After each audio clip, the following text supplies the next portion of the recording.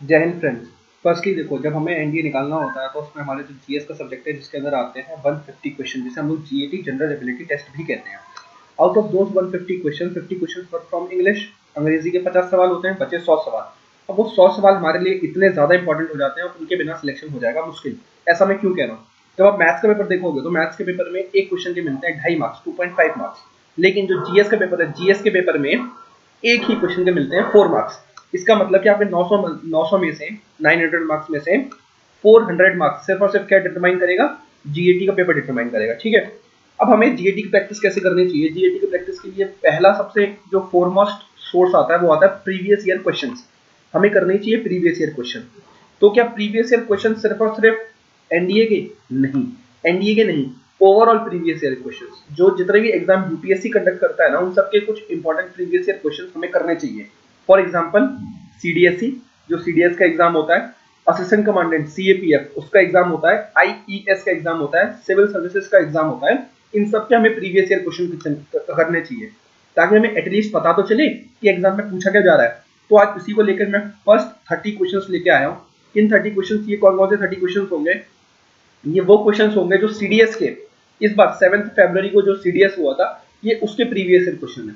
तो आप देखो एक बार किस तरीके के सवाल यूपीएससी पूछ रहा है और उसी लेवल की अपनी रखो प्रिपरेशन। ठीक है, इसके बाद आप लोग मुझे बताओगे कि आपका स्कोर भी क्या आया है, और उसके बाद ताकि हम लोग आपका स्कोर कैलकुलेट करें और आप लोग कमेंट सेक्शन में मुझे बताओगे कि आपका स्कोर कितना आ रहा है। आउट ऑफ 30 आपके 20 आ रहे हैं, 10 आ रहे हैं, कितने आ रहे हैं, ये सारा का सारा स्कोर आप अपना बताओगे। ठीक है, चलो ओके ग्रेट। तो चलो फ्रेंड, प्रैक्टिस स्टार्ट करते हैं और आप लोग फिर मुझे आंसर्स बताना कि आप लोगों के क्या क्या आंसर्स आए। ठीक है, पहला क्वेश्चन, एक सेकेंड, ओके।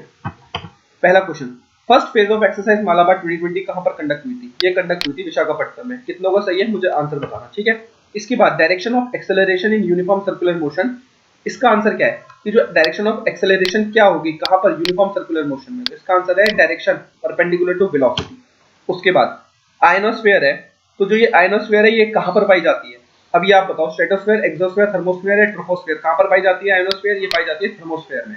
इसके बाद ओजोन फाउंड एट, ओजोन कहां पर पाई जाती है ये बताओ? ओजोन पाई जाती है आपके स्ट्रेटोस्फीयर में। ये सारे दोनों के दोनों आपके एनसीईआरटी के डायरेक्टली सवाल है। ठीक है, इसके बाद अच्छा, इसके बाद ये बताओ कि जो वेदर आपका चेंज है, ये वेदर कहां पर चेंज होता है? पहले इस वाले क्वेश्चन को करते हैं। जो ये वेदर है, ये वेदर कहां पर चेंज होता है? ये बहुत ज्यादा इंपॉर्टेंट क्वेश्चन है और ये आपके डायरेक्टली एनसीईआरटी से उठाया हुआ क्वेश्चन है। ठीक है, तो वेदर कहां पर चेंज होता है? वेदर आपका चेंज होता है ट्रोपोस्फेयर में। इसके बाद जो हाइट ऑफ द ट्रोपोस्फेयर है, ये बराबर नहीं होती, ये अलग अलग होती है। इक्वेटर पर अलग होती है, पोल पर अलग होती है। पहली चीज आप लोग याद रखोगे तो सेम इक्वेटर और पोल पर आंसर होगा नहीं, सेम तो बिल्कुल नहीं है। इसके बाद अब ज्यादा कहां पर होती है? तो ज्यादा आंसर होता है इक्वेटर पे। ठीक है, तो ये ज्यादा कहां पर होती है? इक्वेटर पे ज्यादा होती है। Which of the following are greenhouse gases, ये देखो ये आपका डायरेक्टली एनसीईआरटी से क्वेश्चन है कि इनमें से कौन सी ग्रीन हाउस गैस है? क्या कार्बन डाइऑक्साइड है, मीथेन है, नाइट्रस ऑक्साइड है, वाटर वेपर भी है? याद रखना, वाटर वेपर भी ग्रीन हाउस गैस होता है, ये एब्जॉर्ब करता है सनलाइट को। ओजोन तो ऑफकोर्स है ही, तो इसका आंसर होगा ऑल ऑफ द अबव। अगला question, which has the higher percentage in atmosphere, atmosphere में ज्यादा परसेंटेज किसका होता है? आर्गन का होता है, नो डाउट।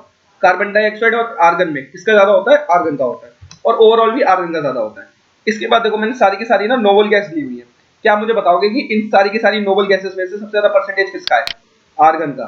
तो आप हमेशा एक चीज याद रखोगे, आर्गन। ठीक है, आर्गन, इस आर्गन को हमेशा मार्क कर लेना है। हमेशा ज्यादा से ज्यादा परसेंटेज किसका होता है? आर्गन का होता है। अगला question, while making the earth initial atmosphere contains, जब अर्थ बन रहा था तो इनिशियल एटमॉस्फेयर में क्या था? इनिशियल एटमॉस्फेयर में था हमारा हाइड्रोजन एंड हीलियम। अगला क्वेश्चन, पिनाका क्या है? Pinaka is a multi barrel rocket launcher system. क्यों? याद कैसे रखें सर? याद रखने का बहुत सिंपल सा तरीका है। पिनाका में क्या होता है, देखो जो राम जी ने रामायण में शिव धनुष तोड़ा था, उस शिव धनुष का नाम था Pinaka.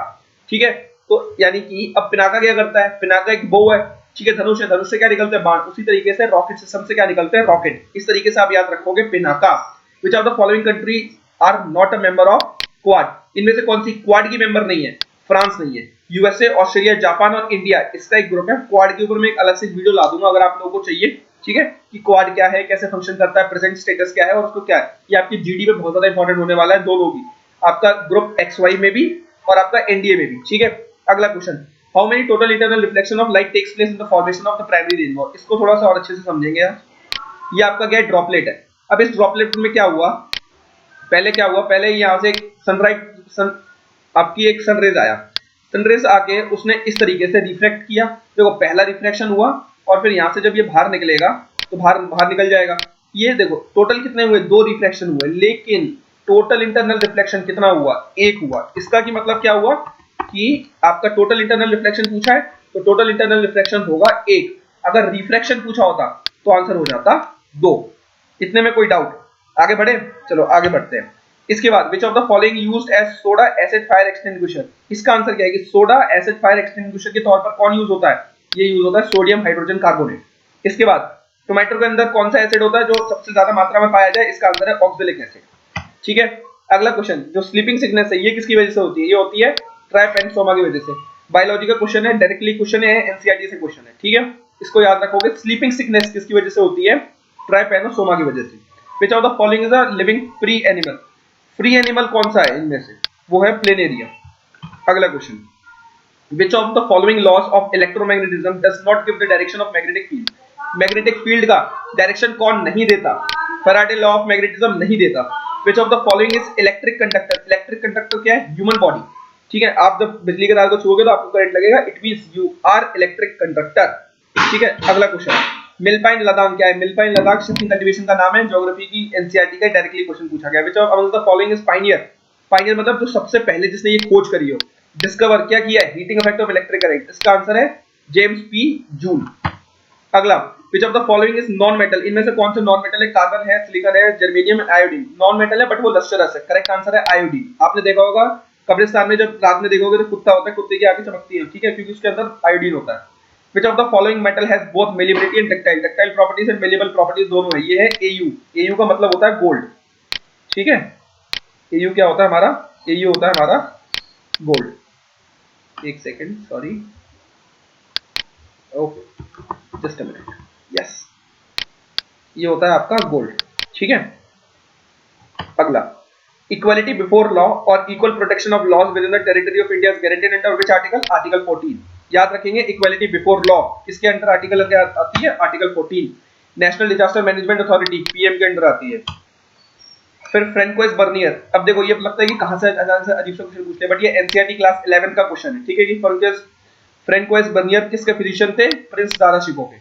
Monopoly of China, China की मोनोपोली कब हटाई गई, 1833 में हटाई गई। देखो 1813 में क्या हटाया गया था, टी के ऊपर राइट्स ले लिए गए थे। अब मोनोपोली ऑफ चाइना से पूरा कंप्लीटली हट गया, और 1857 के बाद, 1857 में रिवॉल्ट हो गया था रानी की झांसी वाला, तो 1858 में क्या हुआ, पूरा का पूरा मोनोपोली राइट्स और इंडिया से भी ले लिए गए ईस्ट इंडिया कंपनी से। और 1857 के बाद हमारे ऊपर किसने राज किया है, हमारे ऊपर राज किया, करेक्ट, ब्रिटिश गवर्नमेंट ने अंडर द थ्रोन, जो उनकी वहां पर क्वीन विक्टोरिया थी या क्वीन एलिजाबेथ थी, जो भी थी। Arabica, robusta and liberica, coffee के नाम से ही। ठीक है, एल्यूमिनियम कहां से पाया जाता है, बॉक्साइट ओर से पाया जाता है। अगला question, which of the identify the soil. अब देखो ये आजकल यूपीएससी का फेवरेट क्वेश्चन हो गया कि कुछ कैरेक्टरिस्टिक्स दे देंगे और उसके बाद पूछेंगे क्या सॉइल है।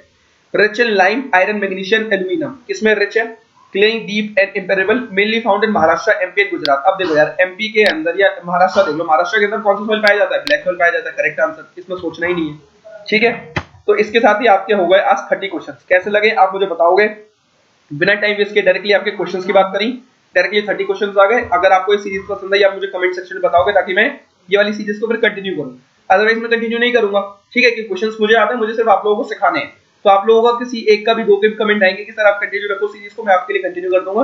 और फिर से कह रहा हूं कि आप लोगों को अगर कुछ भी डाउट्स हो, आप डायरेक्टली मेरे से पूछ सकते हो, मैं उसकी वीडियो बना के आपको दे दूंगा, चाहे वो कोई भी पर्टिकुलर क्वेश्चंस हो, टॉपिक्स हो, या फिर कंप्लीट पूरा का पूरा चैप्टर हो, या पूरा का पूरा कोर्स हो। ठीक है, तब तक के लिए जय हिंद, थैंक यू।